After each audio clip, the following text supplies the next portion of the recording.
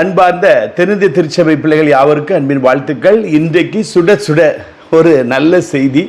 அதாவது ஒரு பக்கம் துன்பம் என்றாலும் ஒரு பக்கம் இன்பம். அதாவது ரெவரண்ட் சவுந்தரபாணி அவர்களுக்கு எடுத்த முயற்சியில் ஒரு பக்கம் வெற்றி, இன்னொரு பக்கம் அவருக்கு தொடரும்படி அந்த சாரால் டக்கர் கல்லூரியில் செயலாளர் தொடரும்படி கிடைக்கவில்லை, வாய்ப்பு கிடைக்கவில்லை. அதே நேரத்தில் பர்னபாஸ் தாந்தோணித்தனமாக நம்முடைய திருமண பணங்களெல்லாம் அள்ளி விரயம் செய்து, அதாவது ரெவரண்ட் சவுந்தரபாணி அவருடைய சுய சம்பாத்தியத்தை வைத்து இந்த பர்னபாஸுடைய தீய எண்ணத்திற்கு விரோதமாய் செயல்பட்டு நீதிமன்றத்தை அணுகினார்கள்.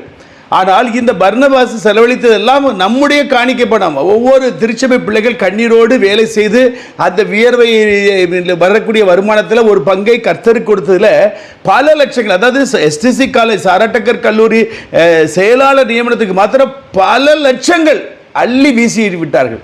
இந்த கோட்டு அந்த கோட்டு, அந்த டபுள் பெஞ்சு, உயர்நீதிமன்றம் சூட் என்று சொல்லி எல்லா வகையிலும் செலவழித்தார்கள். ஆனாலும் இந்த செலவழித்த பணங்கள் எல்லாம் குப்பையில் போடப்பட்டது.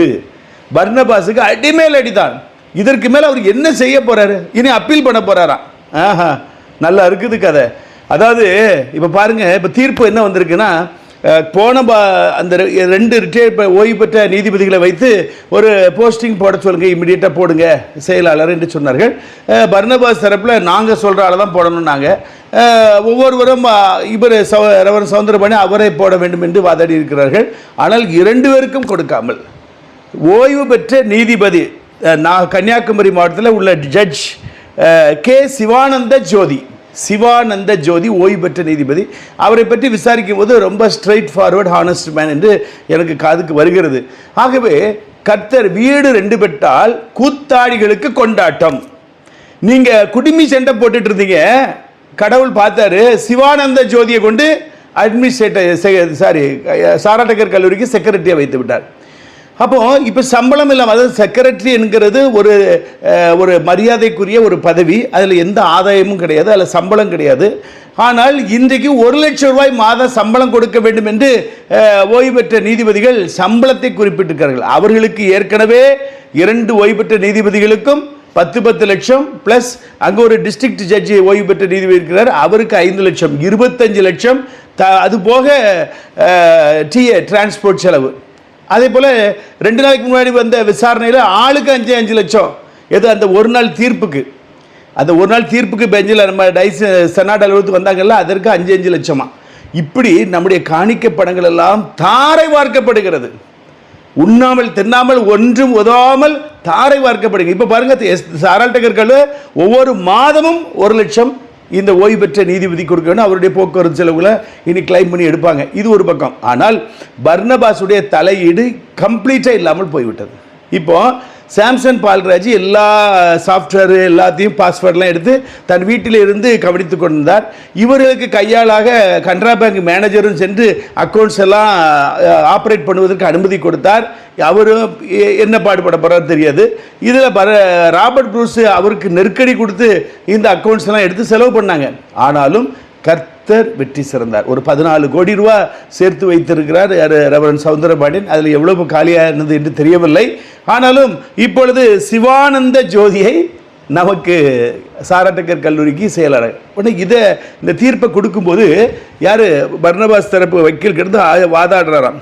இல்லை, எங்களுக்கு நாங்கள் ஹைகோர்ட் இன்னும் அடுத்த கோர்ட்டில் நாங்கள் அப்பீல் செய்துட்டோம், அதனால் எங்களுக்கு இன்னொரு நீங்கள் இந்த உத்தரவு கொடுக்க கொஞ்சம் காலதாமதம் பண்ணுங்க என்று சொல்லி வாதாடி பார்த்துருக்கிறார்கள். அவர் சொல்லிட்டார், இல்லை நாங்கள் உயர்நீதிமன்ற உத்தரவின்படி இப்பொழுது ஒருவரை நாங்கள் நியமிக்கிறோம், நீங்கள் அப்பீல் போவது உங்களுடைய விருப்பம், அதற்கப்புறம் என்ன தீர்ப்பு வருகிறதோ அது இந்த அப்பாயின்மெண்ட்டை கட்டுப்படுத்தினால் ஒன்றும் தவறில்லை என்று சொல்லி அவருக்கு மறுபடியும் அவர்களுடைய கோரிக்கைகளை ஏற்றுக்கொள்ளவில்லை. ஒரு 9ஆம் தேதி வரைக்கும் கொஞ்சம் பொறுங்க, நாங்கள் அப்பீல் பண்ணிட்டோம், அந்த 9ஆம் தேதிக்கு அப்புறம் நீங்கள் தீர்ப்பு கொடுங்க என்று வாதாடி பார்த்திருக்கிறார் ஆல்வின் பாலன். அதற்கும் அவர்கள் செவி கொடுக்கவில்லை. இன்றைக்கு தீர்ப்பு கொடுத்து விட்டார்கள். எல்லாமே கர்த்தருக்கு மகிமை உண்டாகட்டும். ஆனால் எனக்கு ஒரே ஒரு கோரிக்கை, இப்போ யார் ரெவரண்ட் சவுந்தரபாண்டியன் அவர்களுடைய பதவியை தக்க வைப்பதற்காக வழக்கு தொடுத்தார்கள் அல்லவா? இப்பொழுது நான் அன்பாய் ஒரு கோரிக்கை வைக்கிறேன். இந்த எஸ்டிசி கல்லூரிக்கு செயலாளரை மாற்றி ஒரு ரிட்டையர்ட் ஜட்ஜை போட்டது சரி என்றால், நம்முடைய அத்தனை கல்லூரிகளுக்கும் பள்ளிக்கூடங்களுக்கும் தாளாளரையும் செயலாளரையும் மாற்றும்படி, அட்மினிஸ்ட்ரேட்டர் போடும்படி ஒரு கோர்ட்டில் இந்த ஜட்ஜ்மெண்ட்டை முன்னிட்டு, இந்த ஜட்ஜ்மெண்ட்டை வைத்து நீங்கள் போடும்படி உங்களை அன்போடு கேட்டுக்கொள்கிறேன். ஏனென்றால் ஒருவருக்கு ஒரு சட்டம், இன்னொருவருக்கு ஒரு சட்டமா? எஸ்டிசி கல்லூரிக்கு ஒரு சட்டம், ஜான்ஸ் கல்லூரிக்கு ஒரு சட்டமா? மற்ற பள்ளிக்கூடங்களுக்கு ஒரு சட்டமா? 5 பள்ளிக்கூடங்களை ஒரே ஆள் யார்? சுதர்சன் கரஸ்பாண்டன்ட் இருக்கிறாரு. அது யார் என்றால் பினாமி ஆஃப் பர்னபாஸ். அப்போது இப்படியெல்லாம் செய்யும் பொழுது நீங்கள் ஒரு வழக்கை நீங்கள் தொடுத்து எல்லாருக்கும் செயலாளரை போடுவீங்க. அரசாங்கம் நீதிமன்றம் ஒரு ஓய்வு பெற்ற நீதிபதியை போடட்டும். நிர்வாகத்துக்குள்ளே பர்னபாஸ் தலையிட முடியாது, பர்னபாஸ் அன்கோ தலையிட முடியாது. வாழை வெட்டி விடுவாங்க. அதனால் நிறைய பேர் நினைக்காங்க நமக்கு மேலே ஜட்ஜி வந்துட்டாங்க, நம்ம திருச்சபையில் வேறு ஆளே இல்லையான்னு. திருச்சபையில் யாரை போட்டாலும் என்ன செஞ்சுருவாங்க? விலைக்கு வாங்கி விடுவார் பர்னபாஸ். இப்போது நமக்கு அட்மினிஸ்ட்ரேட்டிவ் செக்ரட்டரின்னு சொல்லி ஆறுதல் சதானந்தத்தை போட்டாங்க. அவர் யாருன்னா வேலூர் பிஷப் சர்மாவுடைய கூட பிறந்த சகோதரர். அவரை போட்டாங்க. அவர் தான் இப்போ பழக்கூடை வாங்கிட்டு போய் நிற்கிறாரு. ஐயா நீங்கள் இந்த பழக்கூடை எனக்கெல்லாம் தர அளவுக்கு நான் தகுதி இல்லையான்னு போய் நிற்கிறாரு. இன்றைக்கு கூட கிறிஸ்மஸ் விழாவில் அவரை செய்தி கொடுக்க வச்சுருக்கிறாங்க. அப்போது யாரையும் மடக்கிடுவார் பர்னபாஸ். ஆனால் ஓய்வு பெற்ற நீதிபதிகளை மடக்க முடியாது. அவர்கள் கண்ணியத்துக்குரியவர்கள். ஆகவே இந்த ஒரு நல்ல தீர்ப்புக்காக நம்ம ஆண்டவருக்கு நன்றி செலுத்துவோம். அதே போல் மற்ற கரஸ்பாண்டன்ட் அண்ட் செயலாளரையும் இந்த ஓய்வு பெற்ற நீதிபதிகள் இன்னொரு ஓய்வு பெற்ற நீதிபதிகளை வேலைக்கு அமர்த்தும்படி, பணிக்கு அமர்த்தும்படி உத்தரவு கொடுக்க நாம் முயற்சி எடுப்போம். நிச்சயமாக கர்த்தர் வெற்றி சிறப்பார். வீடு 2 பட்டால் கூத்தாடிக்கு கொண்டாட்டம். நாம் 2 பட்டோம்.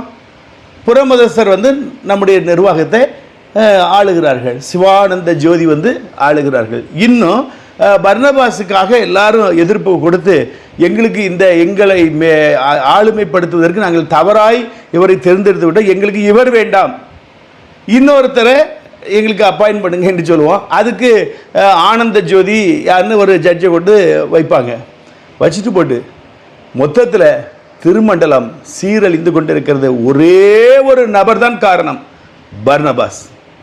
அத்தனை தண்டனைகளும், அத்தனையுடைய சாபமும், அத்தனையுடைய வயிற்றெரிச்சலும் அவருடைய சிரசில் அமர்கிறது. ஆகையினால இன்னும் கொஞ்ச நாள் தான். அந்த வசனம் தான் பல எப்படி வருது? அடிக்கடி கடிந்து கொள்ளப்பட்டும் தன் பிடரியை கடினப்படுத்துகிறவன் சகாயமின்றி சடுதியில் நாசமடைவான். இது தேவனுடைய வார்த்தை. 7 முறை உருக்கி புடமிடப்பட்ட வெள்ளிக்கு ஒப்பான சுத்த சொற்கள், கர்த்தருடைய வார்த்தை. இது பரத்திலிருந்து இறங்கி வருகிறது. இதுதான் நாம் பார்க்க போகிறோம். நிச்சயமாக நம்முடைய திருமண்டலத்தை கர்த்தர் கைவிட மாட்டார். நல்லா தொடர்ந்து ஜெபிங்க.